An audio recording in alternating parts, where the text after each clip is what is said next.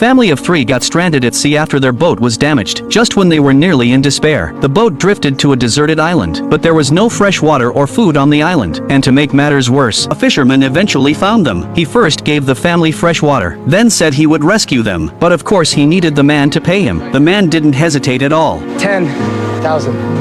$10,000. $10,000. 40. That's everything that we have in our savings. I'll give you $40,000. I want $1 million.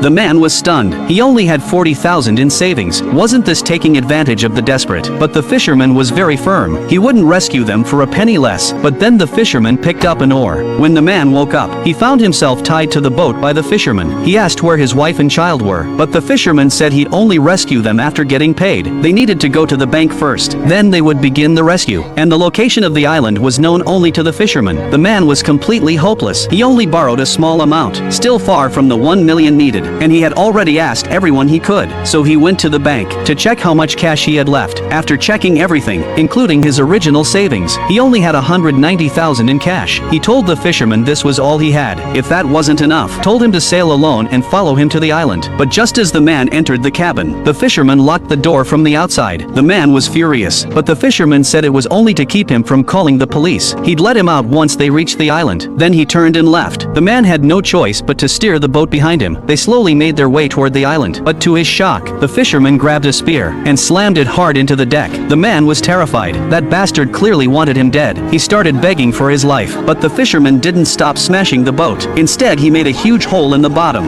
then returned to his own boat and watched as the man's boat slowly sank into the sea. No one knows how long passed until a cruise ship threw him a lifebuoy. Mike was finally rescued. He contacted the embassy, hoping they could send a ship to find his wife and child trapped on the island. But Mike didn't know where the island was. Searching blindly would cost a lot of manpower and money. But when he saw the scar on the driver's arm, he suddenly remembered the fisherman had a scar on his arm too. He quickly asked how many hospitals were nearby. After learning there was only one, he rushed over to the hospital. Mike begged the surgeon to tell him who had scars on their arms, but the doctor couldn't reveal patient information. The man burst into a house, which scared the woman inside. She screamed and begged him not to hurt her child. The man quickly said he wouldn't hurt them. He just wanted to find the woman's husband. But the woman angrily said she didn't know. Mike had no choice but to turn and leave. But just then, the fisherman happened to come back, grabbed the girl and held her hostage, telling the woman to drop the spear gun. But unexpectedly the woman slipped and accidentally stabbed both Mike and the girl. The fisherman furiously grabbed Mike by the throat. He wanted to avenge his daughter, but to his shock, Mike ended up stabbing the fisherman to death. He was terrified. It was the first time he had ever killed someone, but he managed to grab one of their guns and forced them to unlock his handcuffs, then ran out of the hospital without looking back. At dawn, Mike took a bus to the pier. He was going to rescue his wife and child on the island alone, but just then, he suddenly saw a man in the corner. It was one of the people who had set him up. The fisherman saw Mike and jumped off the bus. The man was hit by a car and possibly killed. Mike rushed over, took out a map and asked him to point to the island. Luckily, the man had just enough strength left and finally pointed out the island's location. After getting it, Mike rushed to the dock. He stole a yellow speedboat at gunpoint and headed straight for the island. He was too weak to take another step. Just when he was about to collapse in despair, a helicopter suddenly appeared above the island. And just like that, Mike and his family were finally rescued.